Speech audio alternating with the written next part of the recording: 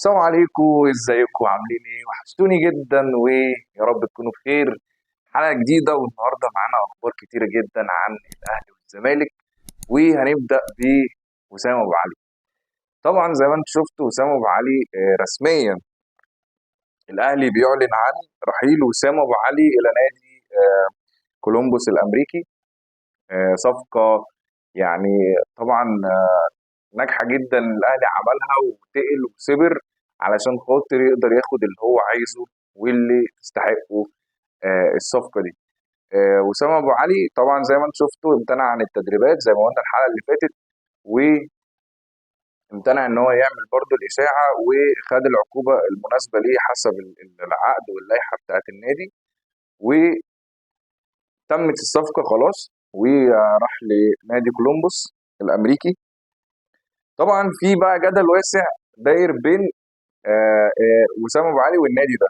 ليه؟ لان في ناس بتقول ان هو لسه ما تأيدش وان في مشاكل تخص البنود اللي في العقد وحاجات تخص الدوري الامريكي نفسه بالنسبه للعقود والرواتب والكلام ده. فطبعا وكيله طلع نفى الحاجات دي خالص وبيقول ان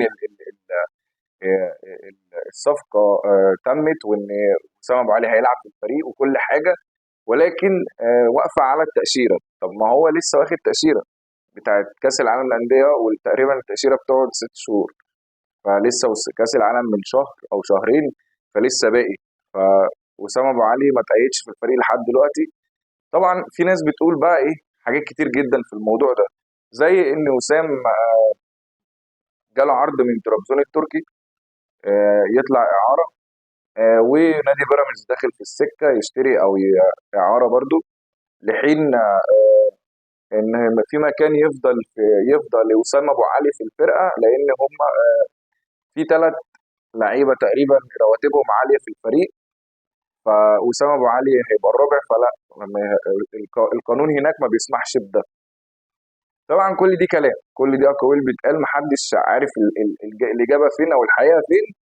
آه، ولكن خلينا نشوف. وسام ابو علي طلع بتصريح النهارده برضه بيقول ان هو الاسبوع الجاي هتشوفوني في الفريق والكلام ده ومش عارف ايه. ايا كان وايا يكن هيحصل ايه في الفريق او مع وسام، الاهلي كده كده كسبان. يعني الاهلي خلاص الصفقه تمت ب 7.5 مليون دولار و2 مليون دولار مكافآت، مليون في السنه الاولى لو احرز 10 اهداف، لو عدى الكلام ده في السنه الثانيه ياخد مليون تانيه. دي اللي هي البونص بتاع النادي مع ال7.5 مليون زائد 10% من اعاده بيع وسام. طبعا وسام لو احرز الاهداف دي مع النادي ده وجاله عرض بقى ب 10 ب 15 ب 20، الفرق دوت فرق السبعة ونص الاهلي ياخد منه 10%. يعني سيام باع وسام ب 10 مليون مثلا، ادي 2.5 مليون، يبقى الاهلي ليه مثلا 250 الف دولار من ال 2.5 مليون. اتباع ب 15، هنشيل السبعة ونص نحط 7.5 وهكذا. 10% بتوعهم حوالي 750 الف دولار. فالاهلي كسبان كسبان من كل النواحي. الاهلي كسبان في صفقه وسام، يعني يا ريت يتالق ويبدع مع فريقه الجديد، او سواء يروح ترابزون او هيجي حتى عندنا في مصر تاني مع نادي بيراميدز. الاهلي في كل الاحوال كسبان يعني.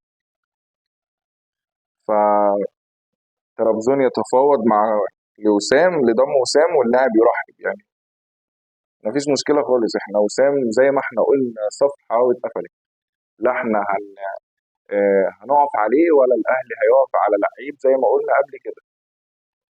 ان هو طلع بقى عمل تصريح او طلع في قناه النادي عمل فيديو اعتذار لحفظ ماء وجهه علشان خاطر ما يبقاش لعيب جه وعدى ومشي.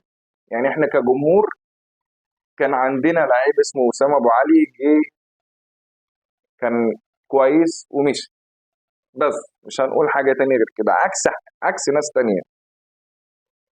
وادي بيراميدز برضه يكشف حقيقه التفاوض لضم بيراميدز. طلعوا المسؤولين في بيراميدز قالوا احنا ما بنتفاوضش مع وسام. فهنشوف الاسابيع الجايه ايه اللي هيتم قبل غلق القيد في فتره الانتقالات الصيفيه. آه، بقى الجزء الثاني بقى او اللعيب التاني اللي برضو حاصل عليه ضجه في الفتره اللي فاتت، ايه، احمد عبد القادر. اتكلمنا قبل كده ان احمد عبد القادر مش مناسب لطريقه لعب النادي، وهو مش عارف، يعني طلع اعاره، برضو مش عارف يعني يحاول يدينا لمسه كده ان هو ممكن يرجع يلعب معانا تاني. ولكن دلوقتي احمد عبد القادر بره حسابات النادي. المدير الفني ريبيرو مش عايزه معاه ومش هيناسب طريقته احمد عبد القادر. فطبعا عبد القادر هو مش متجمد، هو منتظر عرض، لان هو يعني كابتن احمد شوبير قال ان هو عنده 4 عروض. جاي له عرض من النادي المصري، البورسعيدي، وسيراميكا كليوباترا، وزد، والبنك الاهلي. نصيحه لعبد القادر، روح المصري، يعني ممكن المصري هتلمع فيه وهتبقى كويس فيه، او سيراميكا، يعني ده او ده. شفت احمد ياسر ريان كان في الاهلي وطلع على سيراميكا، كان مبدع. انت ممكن برضو يا المصري يا سيراميكا، الاثنين عندك آه، هتأدي فيهم كويس، وطريقة لعبك ممكن تناسب فرق زي دي. مع احترامي ليهم طبعا، فرق كويسة جدا، ولكن ممكن يتألق معاهم ان شاء الله. عبد القادر مش وحش، لعيب كويس جدا ومهاري جدا، ولكن طريقته مش زي ما تناسبنيش. آه، ده بالنسبة لأحمد عبد القادر. يعني احنا بنقول برضو، وانا قلت قبل كده في الفيديو اللي فات برضو، ان مش هتحصل ان الزمالك يقعد يتفاوض على ترابيزه واحده مع النادي الاهلي، او مش هيتباع اتنين بعرض رسمي من الزمالك للاهلي. فيا عبد القادر نصيحه، العب في اي نادي من ال4 انديه اللي الكابتن شوبير قال عليهم دول، من العروض اللي جايه. انت تستفيد والاهلي يستفيد، وبرده هتبقى خلصت الدنيا بدري بدري، يعني قبل ما القيد يتقفل. تمام. معلول، علي معلول، يعني طبعا الواحد زعلان ان هو طبعا مشي من النادي الاهلي، ولكن هيظل هو اسطوره، او اكتر لاعب شمال افريقي او محترف جه النادي الاهلي. الجماهير كلها هتعشقه، وهيفضل معلم مع الجماهير واجيال واجيال واجيال واجيال. يعني انا لما ان شاء الله ابني يجي هحكي له عن علي معلول. فعلي معلول هو اسطوره حقيقيه جوه النادي الاهلي، وهيفضل اسمه دايما يتذكر بالخير معانا، رغم عودته للنادي السابق الصفاقسي. طبعا انتوا عارفين احنا جبناه من الصفاقسي سنه 2016. فمعلول يرفض فك ارتباطه بالاهلي. طبعا انتوا عارفين اي لعيب بينتقل لنادي جديد او بيحترف في اي نادي، بيشيل النادي القديم او الايقونه بتاعت النادي القديم من على الانستجرام وعلى اي صفحه على السوشيال ميديا. ولكن علي معلول شال كل حاجه، ساب الاهلي وبعد كده حط بعديها الصفاقسي. زي ما هتشوفوا كده، اي لاعب سابق بيشيل من البايو بتاعه او الايقونه بتاعت النادي او الهاشتاج بتاع النادي او الذكر بتاع النادي بتاع اللي هو بيلعب فيه القديم. علي معلول ما عملش كده، زي ما انتم شايفين سايب الاهلي. طبعا فولورز 2.9 مليون، داخل على 3 مليون فولورز. طبعا 3 مليون دول او 2.9 2.8 مصريين والباقي توانسه.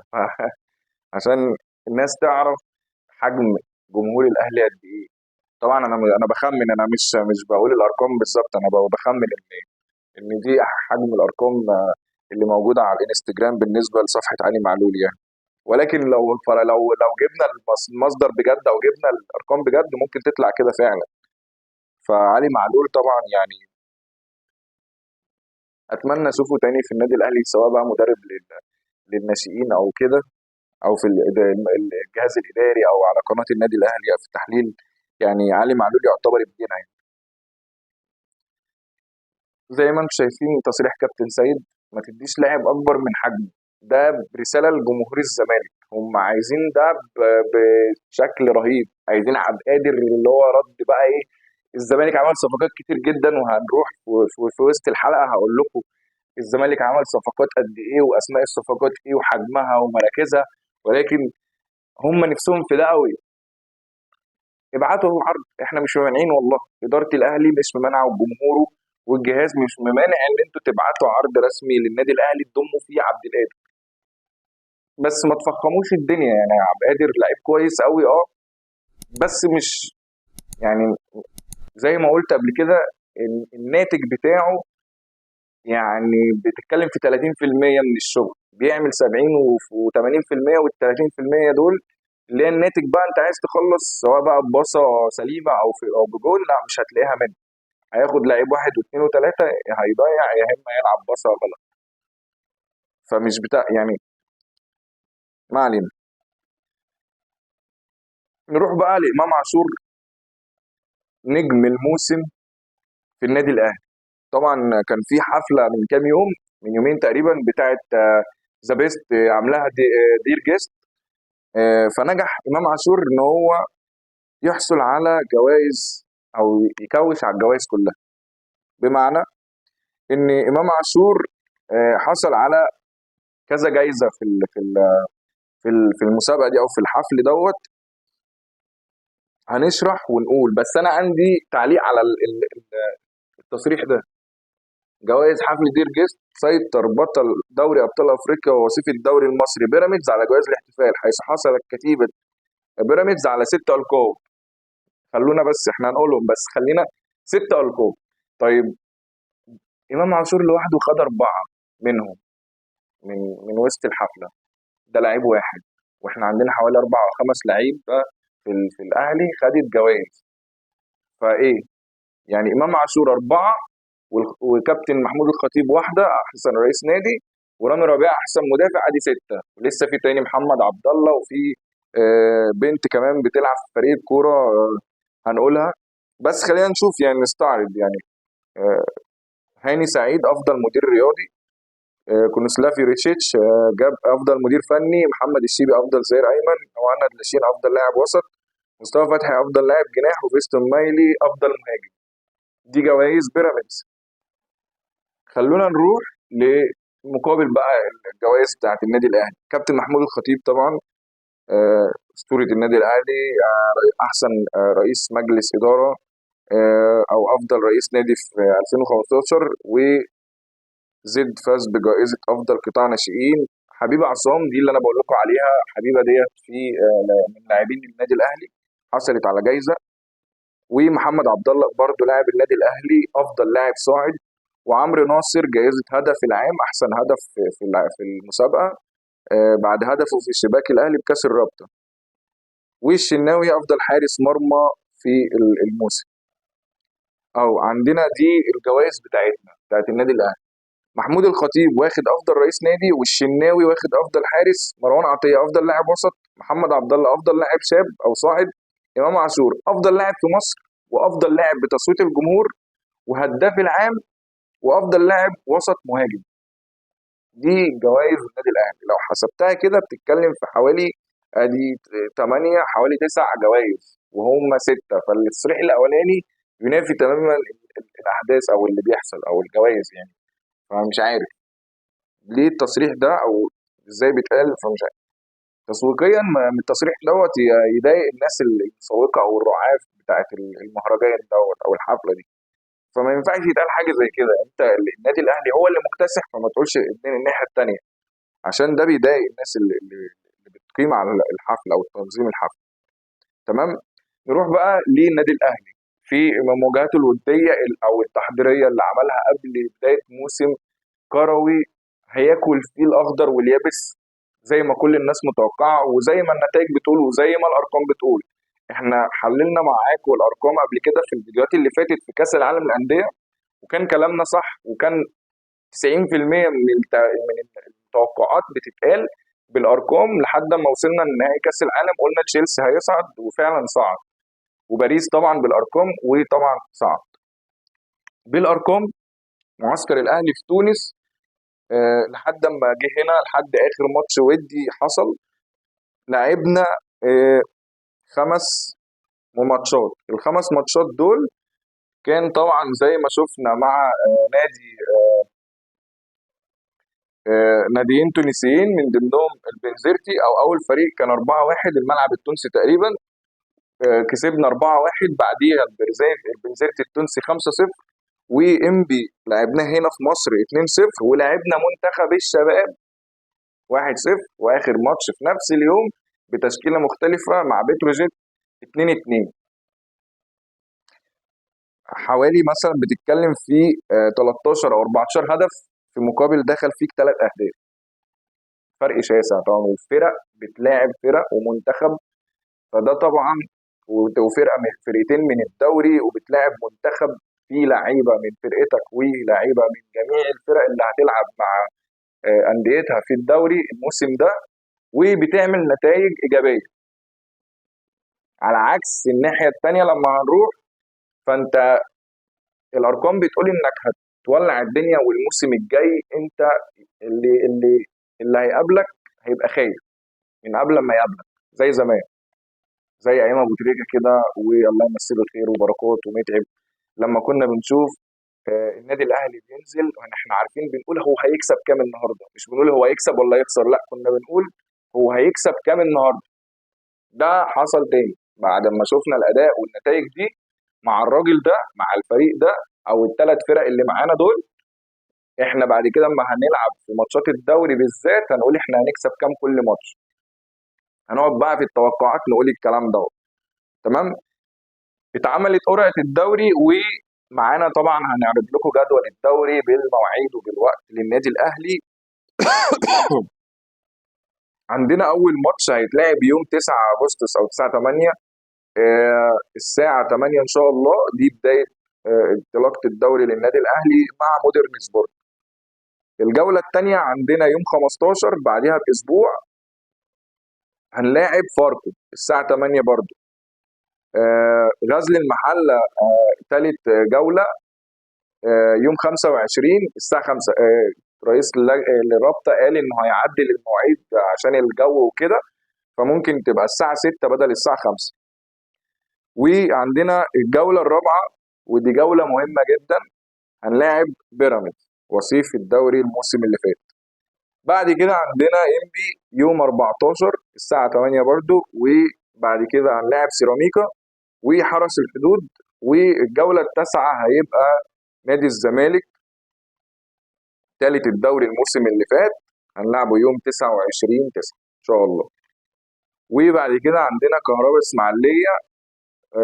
الفريق ده كان صعد قبل كده للدوري، واشترينا منه لو تفتكروا لعيب اسمه محمود الجزار تقريبا، مدافع. ونفسي الراجل ده، هو طبعا لعب في كذا فرقه في الدوري، وكان في كلام ان هو يجي الاهلي، بس انا نفسي يجي. اللعيب ده احنا جبناه وكنا شايفين فيه ان هو يقدر، كان طبعا ساعتها لسه شاب او ناشئ، وجبناه موسم وبعد كده قعرناه وبعد كده بعناه، وكان في كلام ان احنا هنجيبه من فريق كهرباء الاسماعيليه ده. فيا ريت ان احنا نجيب مدافع، احنا محتاجين مدافع، فممكن ان شاء الله الاهلي يجيبه باذن الله تاني. وبعد كده عندنا يوم 21 اكتوبر الاتحاد السكندري، برضه ماتش مهم جدا. وبعد كده يوم 29 اكتوبر بتروجيت. ويوم 2 11 او 2 نوفمبر عندنا المصري. وبعد كده عندنا يوم 29 هنقابل بتروجيت. احنا خلاص قلنا ده البتروجيت والمصري. بعد كده عندنا يوم 19 يناير طلائع الجيش. ويوم 27 يناير وادي دجله. و3 فبراير عندنا البنك الاهلي. ويوم 19 فبراير هنلاعب الجونه. ويوم 23 سموحه. ويوم 28 فبراير زد. ويوم 5 مارس المقاولين. طبعا دي كان اخر حاجه. طبعا المقاولين هنقابله في الدور الاول، هيبقى ماتش المقاولين. طبعا قبل ما الموسم يبدا برضو احنا بننظف الدنيا في الاداره، يعني الاداره الاهلي ينهي علاقته التعاقديه مع كولر بالتراضي. كان في طبعا باقي له مستحقات وكده، لان الاهلي طبعا فسخ العقد معاه، فخلاص النادي انهى كافه الامور الخاصه بتعاقده مع مارسيل كولر المدير الفني السابق لفريق الكره بالتراضي. يعني خلص كل حاجه عشان بقى ما حدش يطلع يقول ايه، ما انتوا المدير الفني اللي مشيتوه ليه عندكم فلوس وطلع يخرب الدنيا ومش عارف ايه. لا، الدنيا هي تصريح رسمي من على موقع النادي الاهلي ان كل حاجه خلصت بالنسبه لمارسيل كولر. مدير فني محترم جدا، وعمل آه، كذا موسم مع الاهلي كويس جدا، ولكن كان اخر موسم طبعا شفنا الاخفاقات اللي حصلت، وشفنا الدنيا ما كانتش احسن حاجه. بنشوف تسريبات بتحصل، بنشوف لعيبه كان من يعني تستحق انها تبقى متواجده بشكل اساسي زي اليو ديانج، وما بنشوفوش مع الراجل ده. بنشوف لعيبه كتير بتطلع ولاعيبه كتير بتيجي زي موديست ما ملوش لازمه وبيرجع يمشي تاني. يعني كذا حاجه شفناها مع مارسيل كولر ما كانتش احسن حاجه. فكل مدير فني وليه وقت، ده اللي انا بشوفه. مارسيل كولر عمل حاجات كويسه كتير بنشكر عليها طبعا كجمهور اهلي، وفي الاخفاقات يعني قدر الله ما شاء فعل، خسرنا اللي خسرناه، وان شاء الله اللي جاي احسن باذن الله مع النادي الاهلي. طبعا بعد ما القرعه اتعملت وعرفنا ماتش الاهلي مع الزمالك، موقع الاهلي الرسمي نزل الصوره دي، صوره طبعا لاحمد سيد زيزو اللي جبناه من نادي الزمالك ببلاش طبعا. ده يعني الصفقه اللي ما خدتش حقها برضه، انا هفضل اكرر كذا مره وهفضل احتفي بالصفقه دي، ان احنا خدناها ببلاش من نادي الزمالك، وكان وليه حق ان هو يتحط على البوستر في ماتش الديربي. لان دي مش هنقول بقى ايه مكايده وبتاع والكلام ده، لا دي شطاره، انا اشطر منك. انت مش عارف تعمل معايا كده، انا عملت معاك الحاجه اللي يعني انا اديتك قضيه قبل كده في 2019، وادي قضيه تانية اهي. دي انا بسميها القضيه التانية في صفقه زيزو. يعني انا شايف ان بجد زيزو، في ناس هتطلع تقول ان هو كنت بتقولوا عليه مش عارف ايه وبالونه والحاجات دي، لا. يعني خلينا طبعا اي حد بيشوف لعيب كويس او قوي في الفرقه المنافسه لازم يقول اي حاجه تفطس الموضوع. بس هنشوف زيزو هيعمل ايه مع الاهلي في الفتره اللي جايه. زيه زي امام عاشور برضو لما جه، واحنا طبعا احنا كناش بنقول عليه حاجه، ولكن انتوا قعدتوا تقولوا ده ما جابش 10% من مستواه مع الزمالك، ده ما مستواه مع الاهلي غير مستواه مع الزمالك. واديكوا شفتوا امام عاشور 4 جوائز في سنه، وهداف الدوري، وقصه كبيره قوي حصل، بطولات افريقيا وسوبر ودوري وكاس عالم واهداف في كاس العالم. ما بيروحش ويشارك وخلاص، لا ده بيبقى مؤثر. واديك شفته في اخر كاس عالم رحناه لما اتصاب وخرج الاهلي مستواه بقى كان عامل ازاي، كان فعلا مؤثر. زيزو نفس القصه لما يندمج وودع هتشوفوه عامل ازاي، هتشوفوا زيزو ده عامل ازاي. زي برضو محمد شريف اما قلنا قبل كده في الفيديو اللي فات، قلت ان محمد شريف الجون الشبكه بتحبه. ادينا شفناه في الماتشات الوديه، بسم الله ما شاء الله عليه. شريف المخيف الهداف الحريف زي ما الناس بتقول، 4 اهداف او 5 اهداف على التوالي، يعني كل ماتش بجون، كل ماتش بجون، كل ماتش بجون. فاحنا ما بنقولش كلام من فراغ والله، يعني الواحد ليه برضه رؤيه وليه وجهه نظره بيقولها. فزيزو، امام، تريزيجيه، محمد شريف وجراديشار ده برضه انت هتشوفوا، محدش هيشوف حاجه، يعني محدش. ونص الملعب مروان عطيه واليو ديانج وكده. آه، ربنا يستر على الفرق اللي احنا هنقابلها بجد. بعد ما الاهلي نزل بقى الصوره دي، ينزل بقى نادي الزمالك بالصوره دي، ونروح بقى لنادي الزمالك وتفاصيل نادي الزمالك.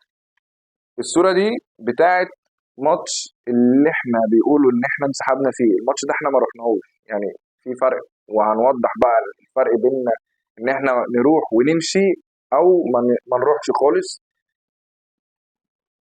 فالصوره دي كان فيها هنا زيزو، شالوا زيزو. ما هو طبيعي، ما هو بس هو محطوط في الصوره اللي هناك، مش هينفع يتحط في الصورتين. فبرافو. يعني احنا بجد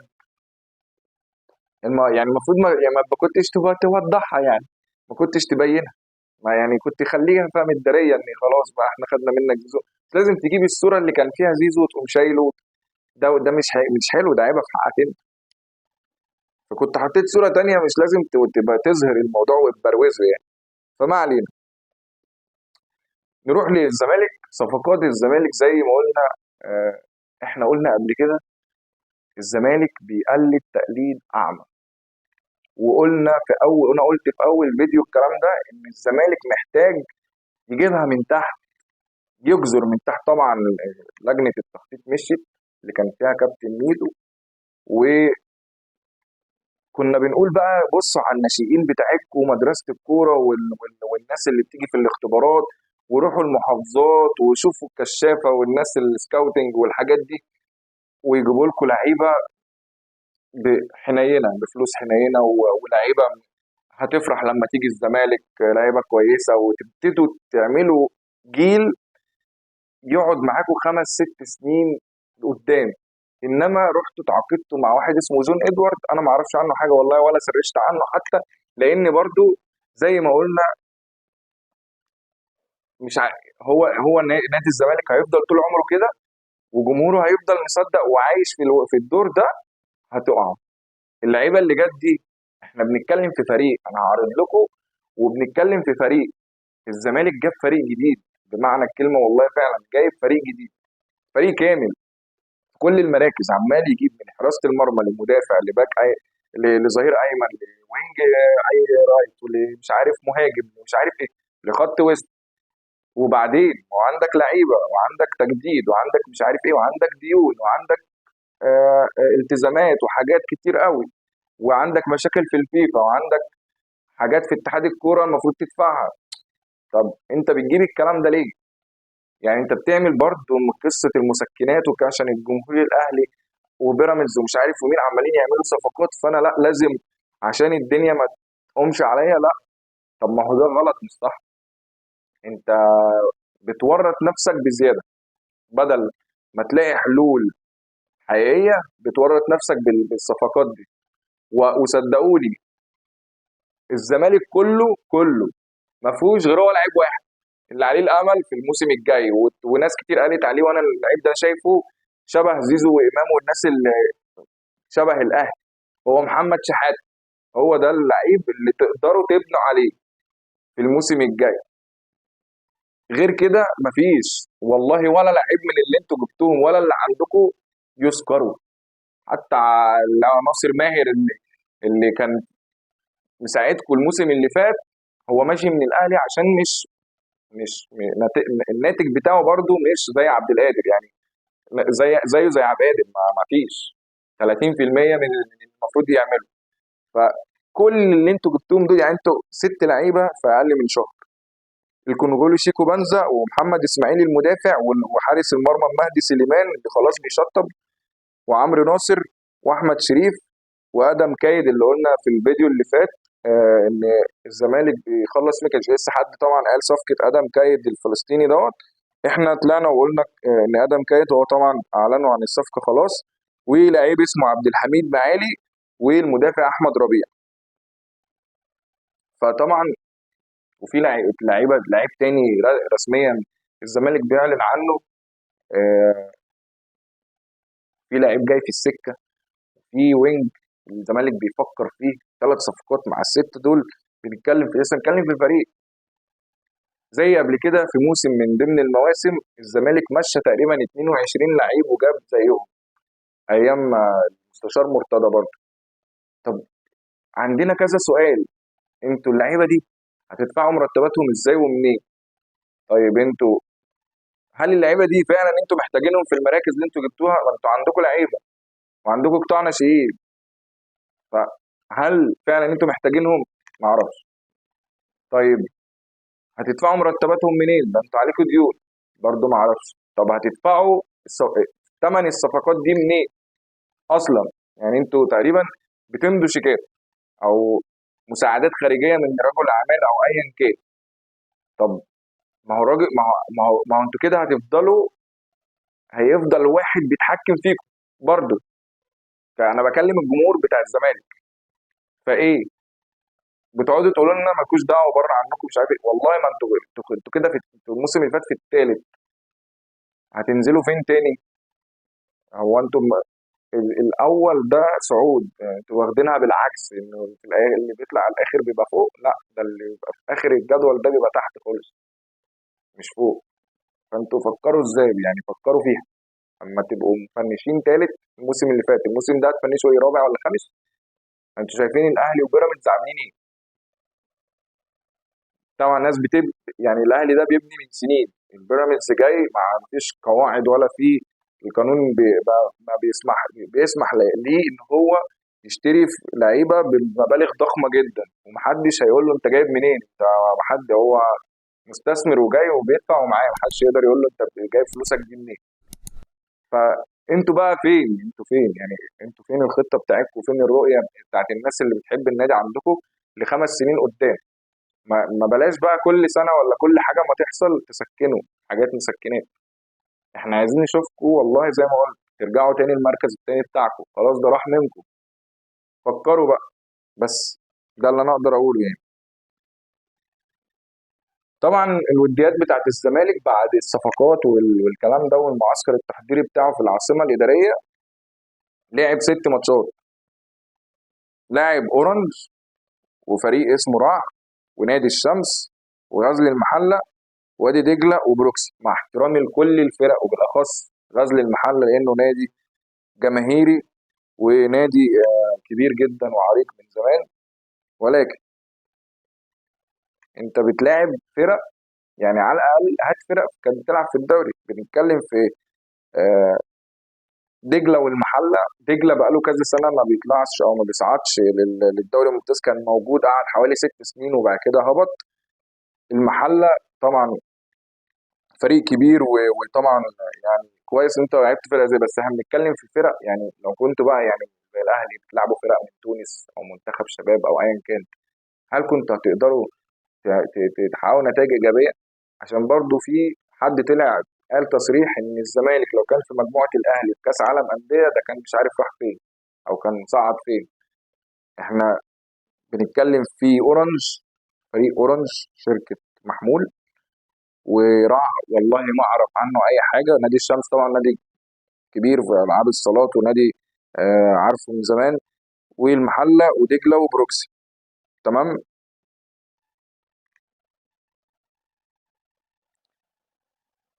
فبنتكلم في النتائج بقى، يعني بتتكلم حققت فوز على اورنج بهدف دون 1-0، و1-0 على رعد، و 5-4 على نادي الشمس، وعلى المحله 2-1، وخسرت من وادي دجله 1-0، وخسرت من بروكسي 3-1. ده بالنسبه لماتشات الزمالك. فادينا شايفين نتائج بتوضح نفسها.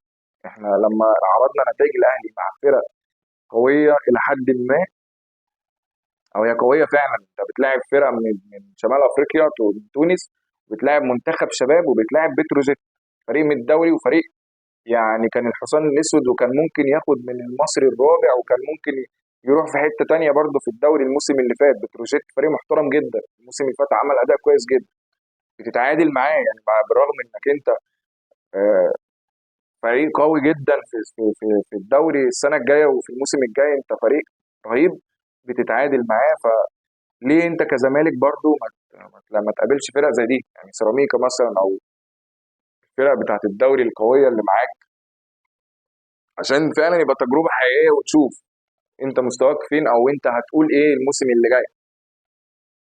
ده بالنسبه لنادي الزمالك والدير. عندنا بقى جدول مباريات الزمالك في الموسم القادم. عندهم اول ماتش مع سيراميكا في الجوله الاولى، الجوله الثانيه المقاولين العرب، الجوله الثالثه مودرن سبورت، الجوله الرابعه فاركو، والجوله الخامسه وادي دجله، والجوله السادسه المصري، والجوله السابعه الاسماعيلي، الجوله الثامنه الجونه، والجوله التاسعه مع الاهلي طبعا، والجوله العاشره مع المحله، وهو الجوله ال11 ما اعرفش مكتوب راحه ايه، راحه ايه مش فاهم.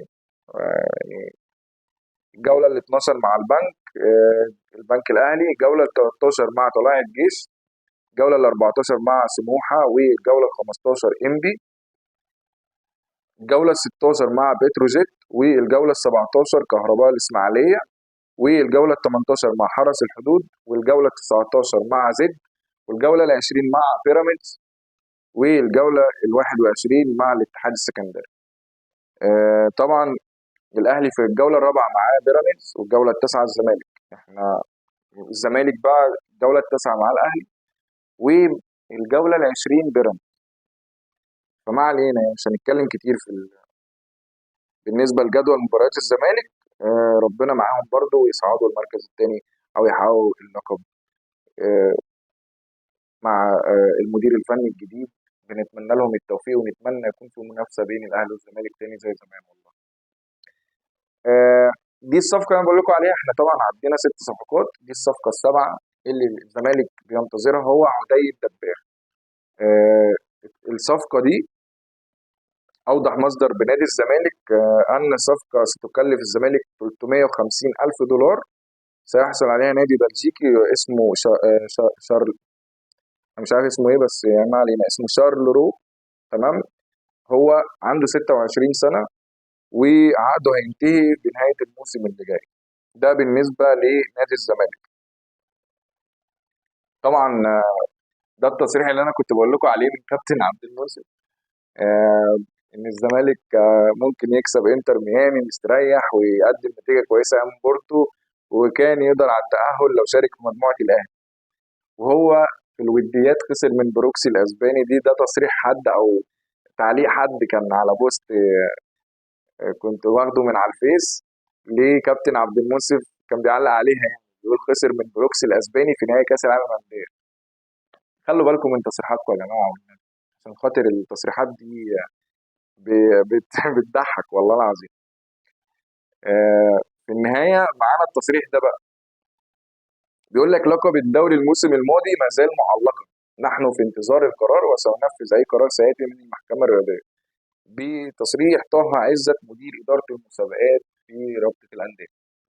ده الأستاذ طه عزت طبعا اللي عمل اللوائح، أو في بند من البنود في اللوائح كان الناس كلها بتتكلم عليه، بتاع الانسحاب وان الفريق ما يروحش مش عارف ايه، وخصم 3 نقط و6 نقط، وما كانش واضح. وقال لك لا احنا هنوضحه الموسم الجاي، واللي هينسحب الموسم الجاي بقى خلاص رسمي كده ان اللي هينسحب بعد كده هيتخصم منه 6 نقط، 3 بتوع الماتش ده و3 في اخر الموسم، اللي هو في اي حته في العالم بيبقى هو ده. ولكن الموسم اللي فات ما كانش البند ده واضح، فالاهلي لعب عليه. انت حاجه انت مش موضحها، عشان لو حصل حاجه هنتكلم بصراحه، الزمالك لو ما كانش راح وانسحب كالعاده ما بيعملها، ما ينخصمش منه 6 نقط. فلما الاهلي ما يروحش برضه مش هيتخصم منه 6 نقط. يخصم له 6 نقط بتوع ايه؟ البند بيقول كده، البند محطوط ان مش واضح ومش صريح.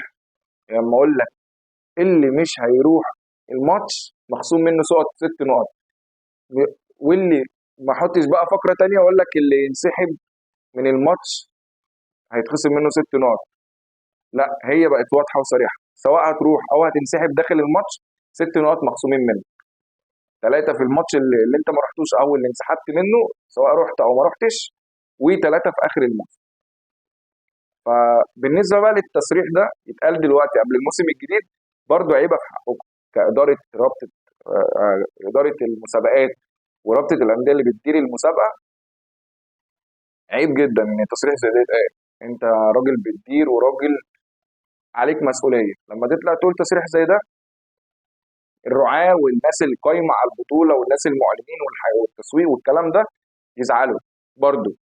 لان انت النادي الاهلي نادي كبير، ولما البطوله تروح للنادي الاهلي فانت بتكبر كرابطه انديه وكاتحاد كوره. واي حد هيلعب او هيخش في المنظومه، سواء اعلام او تسويق او رعايه او شركات اعلانات او بث تلفزيوني، كله بيعلى. فلما تقول تصريح زي ده، يبقى انت بتقول لنفسك كده انا مش هشيل مسؤوليه الدوري تاني، او انا مش قادر اشيل المسؤوليه. فما ينفعش تصريح زي ده يتقال يعني. ما كنتش اتمنى ان ده يحصل في الموسم مع بدايه الموسم الجديد. الموسم اللي فات خلاص رسميا الاستاذ احمد دياب طلع وقال مع كابتن سيف، او مع تقريبا لا مع الاستاذ لميس الحديدي، ان رسميا بطل الدوري الموسم اللي فات هو النادي الاهلي. فخلاص بقى حاجه واتقفلت وصفحه واتقفلت وما تفتحوهاش تاني، عشان خلاص اللي فات مات. خلونا بقى نركز في اللي جاي ونشوف ايه اللي هيحصل في الموسم الجديد، وان شاء الله الدوري اهلاوي باذن الله من دلوقتي، وكل فرق الدوري خافوا على نفسهم. تنسوش طبعا تفعلوا الشير وتشتركوا في القناه وتفعلوا زر الجرس عشان يوصلكم كل الفيديوهات، واشوفكم دايما يا رب على خير، والسلام عليكم.